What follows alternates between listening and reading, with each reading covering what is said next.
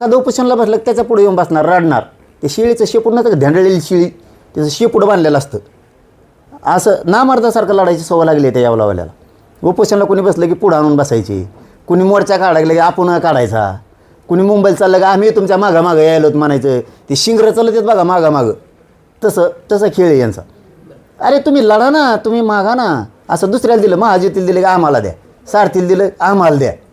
ही असलं कोणतं रडकं आहे ही. याची जी घाण सवय आहे ना, ही गोरगरीब ओबीसीच्या मुळावर आली. आम्ही म्हणलो की महाजीतील देऊ नका, दाखवा एखादा शब्द.